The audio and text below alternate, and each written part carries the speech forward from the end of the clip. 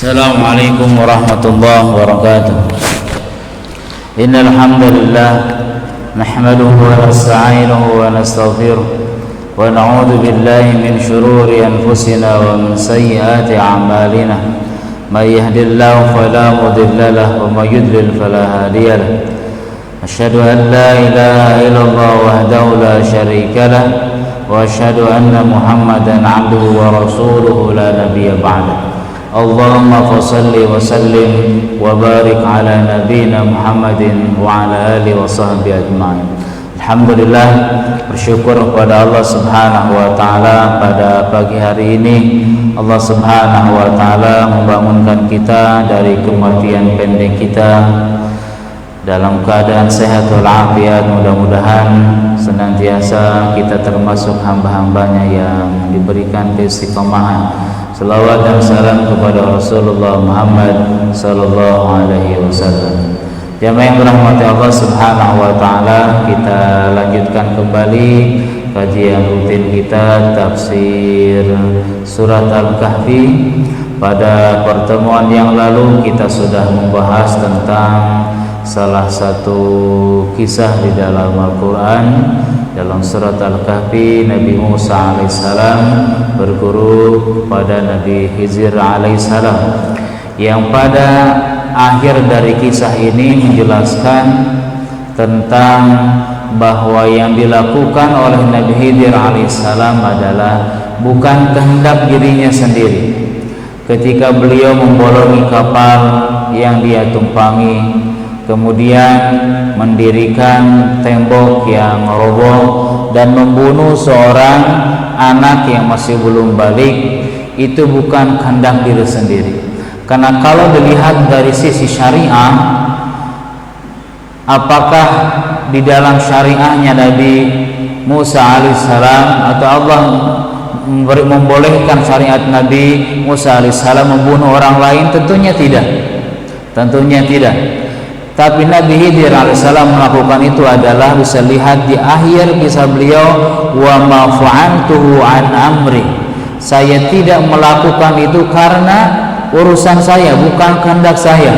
Berarti atas perintah Allah Subhanahu wa taala. Inilah yang menjadi rujukan para ulama bahwa perbedaan antara Nabi Khidir alaihissalam dengan Nabi Musa. Dan para ulama menyebutkan dari ayat ini bahwa ini merupakan kelebihan Nabi Musa alaihissalam yang Allah berikan syariat kepada Nabi Musa alaihissalam. Sedangkan Nabi Khidir alaihissalam hanya diberikan pengetahuan tentang ini, memberitahukan kepada Nabi Khidir tentang apa yang terjadi di masa yang akan datang. Dan tidak semua orang bisa melakukan hal yang seperti itu. Akan tetapi Nabi Khidir tidak diberikan syariat seperti halnya Nabi Musa alaihissalam. Maka Nabi Khidir alaihissalam membunuh orang lain itu karena memang sudah tahu. Maka Nabi Musa bertanya, kenapa engkau melakukan ini? Meskipun pada awalnya memang Nabi Musa sudah berjanji tidak akan mempertanyakan apa yang dilakukan oleh Nabi Khidir alaihissalam, tapi karena di dalam syariat tidak boleh membunuh orang lain tanpa ada alasan yang jelas, kisos dan yang lainnya gitu, sehingga Nabi Musa bertanya. Karena dalam syariat Nabi Musa tidak boleh membunuh orang lain. Ternyata Nabi Khidir melakukannya adalah karena perintah Allah Subhanahu wa taala. Seperti halnya malaikat Jibril mencabut nyawa orang lain karena alasan dan dari Allah Subhanahu wa taala, bukan atas kehendak dirinya sendiri. Baik, yang dirahmati Allah Subhanahu wa taala, kita lanjutkan kisah kita yang selanjutnya adalah tentang sosok seorang Zulkarnain. A'udzu billahi minasyaitonir rajim. Wa yasalunaka 'an Zulkarnain qul sa'atlu 'alaikum minhu dzikra. Wa yasalunaka, dan mereka bertanya kepadamu wahai Muhammad, an Zulkarnain, tentang Zulkarnain. Qul, katakanlah, sa'atlu 'alaikum minhu dzikra, akan kubacakan kepadamu sebagian dari kisahnya. Berarti bukan semuanya, bukan semua hal yang berhubungan dengan Zulkarnain itu diceritakan di dalam Al-Quran. Karena Al-Quran ingin memberikan garis-garis besarnya saja tentang hikmah di balik kisah Zulkarnain. Ini diawali dari orang-orang Yahudi yang datang kepada Rasulullah Shallallahu Alaihi Wasallam menanyakan beberapa hal. Di antara yang orang-orang Yahudi tanyakan untuk membuktikan kenabian Rasulullah Muhammad Sallallahu Alaihi Wasallam adalah tentang kisah Zulkarnain. Kalau kata mereka, kalau Muhammad tahu tentang kisah ini, berarti dia tahu, berarti dia adalah seorang Nabi Allah Subhanahu wa Ta'ala. Kemudian dalam surat Al-Kahfi ini Rasulullah SAW menyampaikan kepada orang-orang Quraisy melalui wahyu Allah Subhanahu wa Ta'ala dari mulai ayat 83 sampai selesai nanti kisah tentang Zulkarnain ini. Para ulama berbeda pendapat apakah Zulkarnain ini seorang nabi atau orang yang soleh saja. Apakah seorang nabi atau orang yang soleh saja yang Allah ceritakan di dalam Al-Quran, seperti halnya Luqman diceritakan di dalam Al-Quran, bukan seorang nabi gitu. Maka mayoritas para ulama mengatakan bahwa beliau adalah rajulun saleh, orang yang soleh dan bukan seorang nabi. Kesolehannya menggabungkan antara kesolehan, ketakwaan, power, kekuasaan yang mampu menguasai dunia. Dari mulai tempat terbitnya matahari sampai terbenamnya matahari, timur dan barat dia satukan menjadi kekuasaannya. Dan setiap bangsa yang dia temui di dalam ekspedisinya, mereka diminta beriman kepada Allah Subhanahu wa Ta'ala, kemudian memperlakukan mereka secara adil. Begitulah kalau dua kekuatan ini digunakan di dalam kehidupan, memahami syariat agama Allah Subhanahu wa Ta'ala, kemudian kekuatan memimpin itu dipakai untuk ditundukkan untuk jalan Allah Subhanahu wa Ta'ala, maka ini menjadi sesuatu yang dahsyat. Kesolehannya bukan hanya untuk pribadinya, akan tetapi digunakan untuk membawa orang lain ke jalan Allah Subhanahu wa Ta'ala.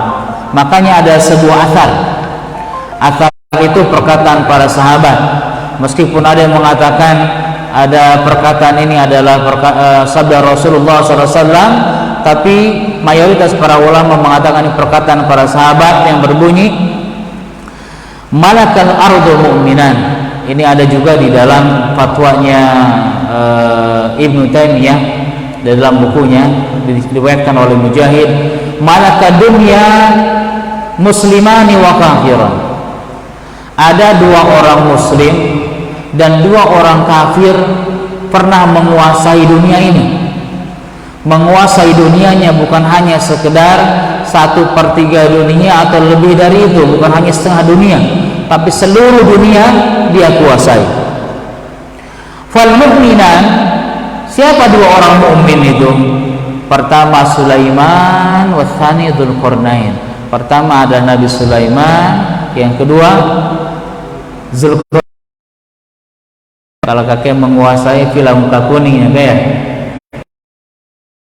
Jadi pertama adalah Sulaiman, yang kedua Dzulqarnain, menguasai dunia.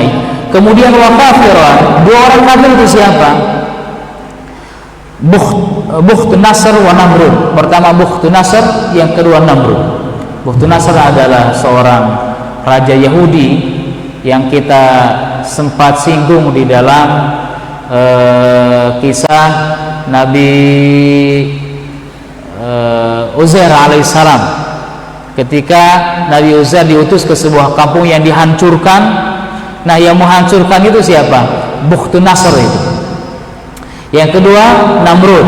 Adapun Namrud sudah kita sering mendengar kisahnya di dalam kisah Nabi Ibrahim alaihissalam. Dan ada di ujungnya lagi Mujahid mengatakan wa sayamlikuha khamisun min hadhil ummah, dan yang kelima akan ada dari umat ini yang menguasai dunia dan seterusnya, seluruhnya begitu ya. Wallahu a'lam bishawab kapan itu terjadi.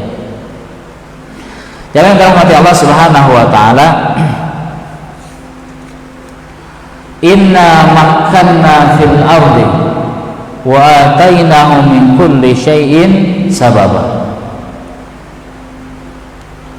Inna makkanna fil ardi, sesungguhnya kami makanna kami telah memberikan kedudukan, kata Allah Subhanahu wa taala, fil ardi, di muka bumi ini, wa atainahu, dan memberikan jalan kepadanya, min kulli syai'in, memberikan jalan dari setiap sesuatu, sababan, segala sesuatu penyebab. Artinya sebab di sini adalah jalan.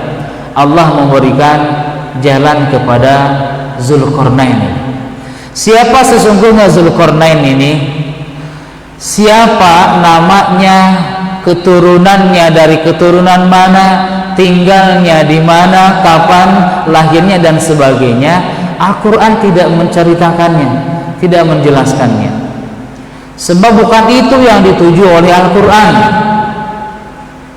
Yang dituju oleh Al-Quran adalah kita bisa mengambil ibrah dari kisah ini, mengambil pelajaran dari kisah ini. Jadi tidak terlalu penting juga sesungguhnya mengetahui siapa nama asli beliau, karena sesungguhnya nama aslinya bukan Zulkarnain. Seperti halnya kisah-kisah yang lain dalam Al-Quran, Fir'aun bukan nama dia. Fir'aun itu adalah setiap raja yang menguasai Mesir namanya Fir'aun, dan tidak menceritakan bahwa dia itu Ramses II atau siapa, tidak diceritakan, karena bukan itu tujuannya. Tujuannya adalah mengambil hikmah dari kisah itu. Begitupun kisah-kisah yang lainnya, termasuk Zulkarnain. Kalau dalam segi bahasa, Zu itu artinya memiliki, Kornon itu apa? Kornon itu tanduk begitu ya. Jadi Zulkarnain yang memiliki tanduk. Ada yang mengatakan memang benar-benar tanduk sembuh gitu kan ya. Ada yang mengatakan karena beliau membuat sebuah perisai perang begitu yang bentuknya seperti tanduk. Kalau kita nonton peperangan bangsa Romawi kan suka ada tuh ya. Dan wallahu a'lam bishawab. Ini nama yang dipakainya. Sebetulnya nama aslinya kata para ulama bukan itu, meskipun tidak diceritakan. Nah, para ulama mencoba mengotak-atik begitu namanya siapa melihat dari sejarah gitu. Ada yang mengatakan, meskipun ini tidak terlalu penting bagi kita semuanya, ada yang mengatakan Zulkarnain ini Alexander the Great gitu ya. Tapi ini juga ditolak oleh sebagian para ulama yang mengatakan Zulkarnain ini Alexander the Great, karena dalam sejarahnya justru Alexander the Great ini tidak beriman kepada Allah Subhanahu wa taala, bahkan dia menyembah berhala begitu ya, bahkan menyembah berhala. Kemudian ada yang mengatakan bahwa termasuk Tahir bin Asyur, seorang pengarang kitab yang tahun 800-an Hijriah lah, bukan 1200-an gitu ya, dalam tafsir At-Tahrir wa Tanwir, dia mengatakan adalah seorang dari Cina, seorang pemimpin dari Cina bernama Qin Shi Huang. Wallahu a'lam bishawab ya. Ini adalah antara pendapat para ulama. Kemudian mengatakan bahwa pemimpin Yaman di Himyar dulu. Himyar itu udah dekat Yaman dulu lah ya. Tapi semuanya itu adalah hanya penelitian para ulama saja. Bahkan yang mengatakan Zulkarnain adalah pendiri Imperium Persia dulu. Pendiri Imperium Persia, dengan alasan bahwa ada seorang ahli sejarah dari Mesir, beliau mempelajari bagaimana datangnya beliau ke sebuah tempat di ujung tempat terbenamnya matahari begitu ya. Tapi tetap ini juga dengan para ulama hanya menghiasi buku-buku tafsir saja, karena yang sesungguhnya tidak ada yang tahu kecuali Allah Subhanahu wa ta'ala. Semuanya tidak begitu valid datanya mengenai susuk Zulkarnain. Bahkan Syekh Asy-Sya'rawi mengatakan di dalam tafsirnya, yang jelas beliau mengatakan orang ini adalah orang yang saleh, orang yang adil, orang yang mengasihi rakyatnya. Allah memberikan tamsil kepada kita semuanya bahwa akan dahsyat kalau orang bisa menguasai agama ini, soleh orangnya, menguasai syariat, kemudian menggabungkan dengan kekuatan, kemampuan menguasai dunia dengan memegang tampuk kekuasaan, sehingga dengan mudah orang akan memberikan kebaikan kepada orang lain. Bagaimana kita juga dalam perspektif yang lebih kecil lagi, yang lebih sempit lagi, jadi seorang gubernur saja ketika memberikan keputusan dengan tanda tangannya, selesailah menutup tempat kemaksiatan ini, kemaksiatan itu. Selama ini badai kan hanya teriak-teriak saja, ini haram, haram dan sebagainya. Ketika digabungkan kesalahan itu dengan kekuasaan, bisa signifikan di dalam berdakwah. Inna makanna lahu fil ardi wa atainahu min kulli syai'in sababa. Allah Subhanahu wa taala memberikan kedudukan kepadanya di muka bumi ini. Makanya di dalam ayat ini Allah Subhanahu wa taala menjelaskan kepada kita Zulkarnain diberikan kekuasaan oleh Allah Subhanahu wa taala menguasai dunia ini. Dengan apa? Pastinya tidak dengan sendirinya tiba-tiba menguasai, enggak. Fa'at min kulli syai'in sababa. Ada sebab-sebabnya. Artinya di dalam kehidupan kita pun kita harus melalui apa? Sebab-sebabnya. Kalau Zulkarnain mempunyai tentara, pasukan yang kuat, maka kita pun kalau Allah memerintahkan kepada kita sesuatu untuk melalui sebab-sebab, maka kita lakukan. Melalui tahapan-tahapan, kita disuruh untuk melakukan syariat-syariat yang Allah berikan kepada kita, menggabungkan antara pasrah kepada Allah dengan usaha, maka itu adalah asbab yang menyebabkan kita bisa mendapatkan sesuatu, karena Allah menyuruh kita untuk melakukan asbab. Fa'at ba'asababa. Zulkarnain melakukan asbab-asbab, menempuh suatu jalan, ya, menempuh suatu jalan, meskipun secara langsung Allah Subhanahu wa taala tidak menceritakan juga asbab apa saja yang Allah berikan kepada Zulkarnain untuk bisa menguasai dunia itu. Hatta idza balagha maghribasy syamsi wajadaha taghrubu fi 'ainin hami'ah wa wajada 'indaha qauma. Zulkarnain melakukan perjalanan hatta idza balagha, hingga ketika dia telah sampai maghribasy syamsi, ke tempat matahari terbenam, ke tempat matahari terbenam. Ibnu Abbas mengatakan dalam ayat ini diturunkan berkenaan dengan orang-orang Quraisy yang suatu ketika bertanya kepada Rasulullah, yang tadi sudah kita jelaskan bagaimana asbabun nuzul dari ayat ini. Diceritakanlah bagaimana Zulkarnain melanglang buana. Bahkan kalau kita simpulkan dari kisah Zulkarnain ini, beliau melakukan 3 perjalanan. Setiap perjalanan beliau itu ada ibrah, ada pelajaran yang bisa kita ambil. Perjalanan yang pertama adalah Zulkarnain tiba di arah maghribasy syamsi. Apa itu maghribasy syamsi itu? Maghrib itu barat, asyamsi matahari, berarti tempat terbenamnya matahari. Jadi lihat perjalanannya bukan perjalanan yang dekat begitu ya, sampai ke tempat terbenamnya matahari. Ada pula yang mengatakan gitu kan ya, ini hanya sebagai aksesoris saja. Kepastiannya kita tidak tahu apakah data ini valid atau tidak. Maghribasy syamsi di sini maksud adalah di ujung sungai Amazon. Ada mengatakan yang seperti itu, ya. Sehingga ini juga diinvestigasi oleh seorang ahli tafsir orang Mesir. Beliau mengatakan bahwa di sana ciri-cirinya nyaris sama dengan apa yang beliau observasi selama 10 tahun. Namanya Dr. Anwar Qadri, pakar dari Mesir.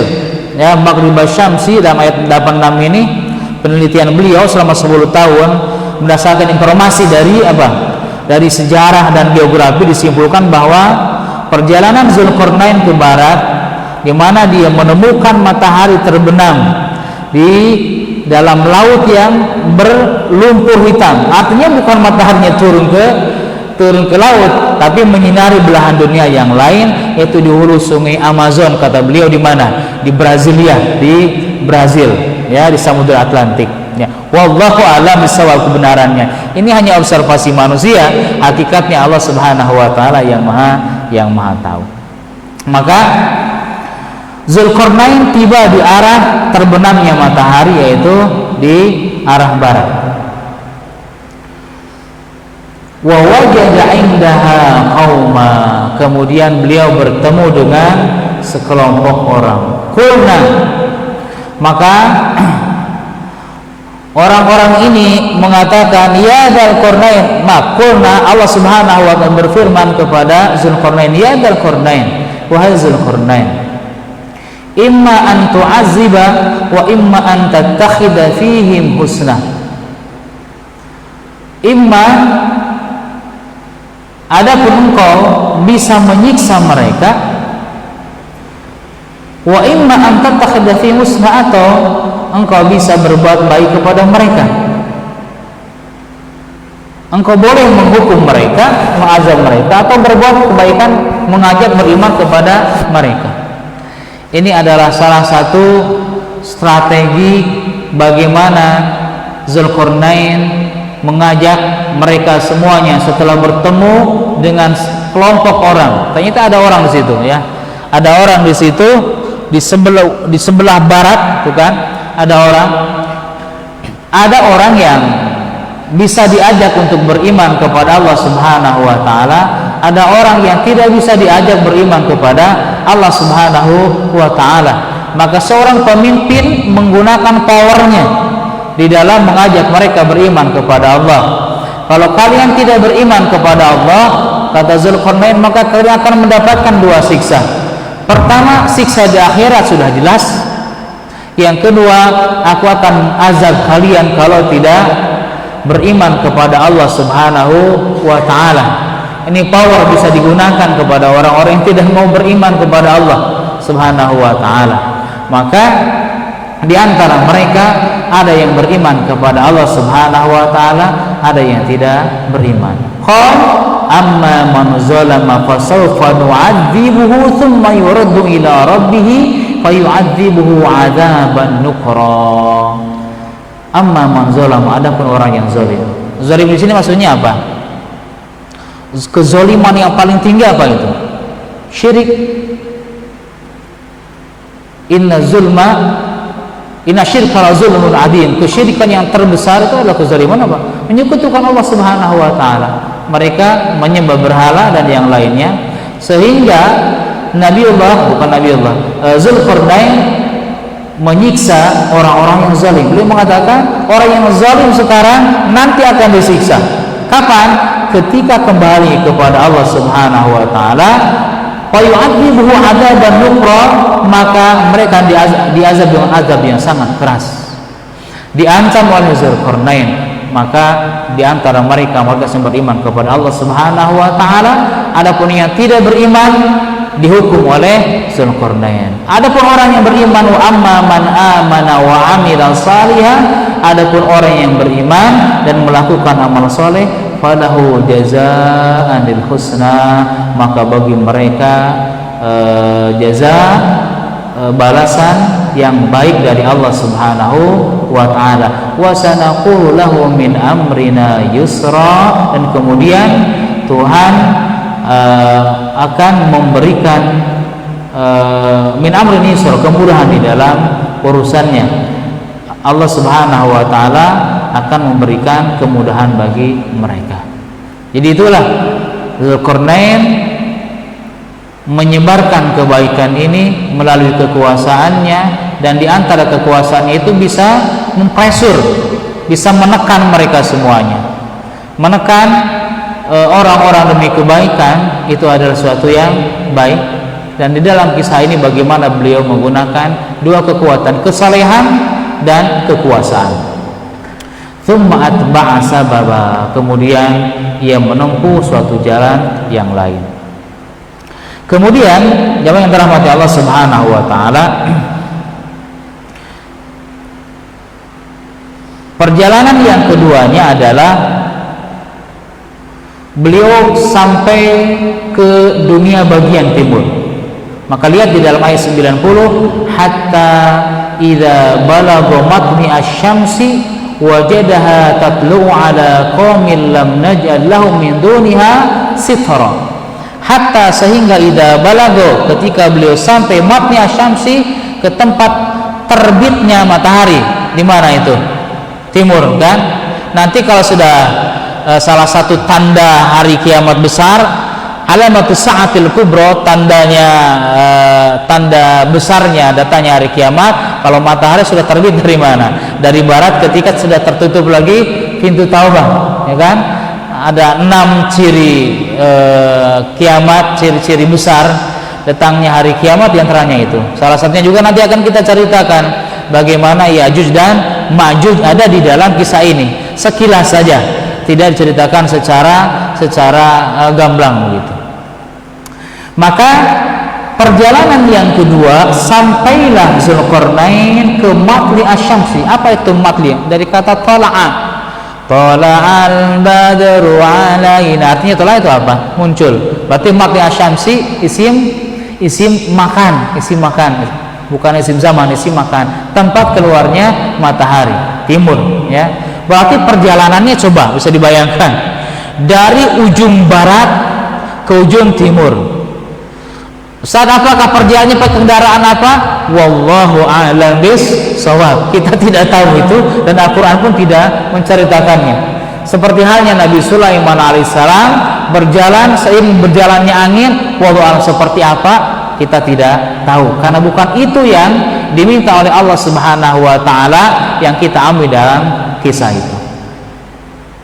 Wajadaha tatlu'u ala qaumin. Kemudian bukan Nabi Khidir lagi, cerita Nabi terus. Zulkarnain bertemu dengan ala qaumin, sebuah kaum, ya. Lam naj'al lahum min duniha sitra, yang tidak kami buatkan suatu pelindung bagi mereka dari cahaya matahari itu. Jadi di dalam perjalanan yang keduanya, Zulkarnain menempuh perjalanan dan bertemu kelompok manusia lagi. Lam naj'al lahum min duniha sitra, yang kaum yang tidak kami buatkan suatu pelindung bagi mereka dari cahaya matahari. Anda mengatakan bahwa ini maksudnya adalah mereka tidak menggunakan pakaian begitu. Mereka telanjang, ya.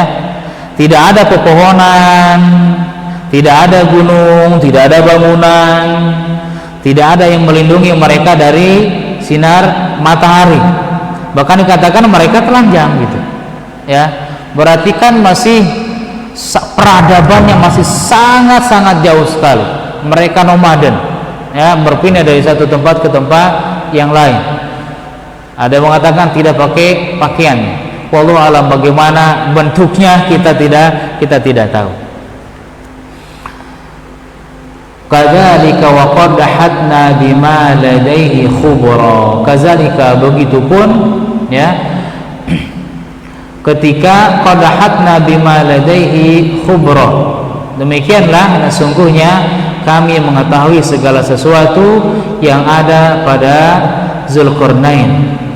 Allah Subhanahu wa taala menjelaskan bahwa Allah Subhanahu wa taala hadna, meliputi, mengetahui mana ladaihi khubra yang terjadi kepada Zulkarnain. Tsumma atba'a sababa, kemudian dia menempuh suatu jalan yang lain lagi. Asbabnya apa? Allah Subhanahu wa taala juga tidak menceritakannya. Dari tadi kita sudah membaca ayat yang sama, tsumma atba'a sababa. Kemudian Zulqarnain mengikuti jalan asbab-asbab. Asbabnya apa? Wallahu a'lam bissawab. Ya, ini adalah perjalanan yang kedua sampai ke belahan bumi bagian timur di mana matahari itu terbit, kemudian bertemu dengan orang-orang di sana. Insyaallah untuk perjalanan yang ketiganya kita akan bahas pada pekan yang akan datang. Sekaligus kita ulas sedikit tentang masyarakat yang disiksa oleh sekelompok yang namanya Ya'juj dan Ma'juj yang ada di seberang gunung-gunung begitu. Kemudian orang-orang ini meminta kepada Zulkarnain untuk dibuatkan perisai atau penghalang agar Ya'juj dan Ma'juj itu tidak bisa mengganggu mereka sehingga mereka terhalang dengan dinding pemisah itu. Insyaallah kisahnya akan kita sama-sama pelajari pada pekan yang akan datang. Untuk pagi hari ini dicukupkan sekian dua perjalanan beliau ke Maghrib Syamsi, ke arah barat ya terbenamnya matahari, dan ke Matla'i Syamsi, dua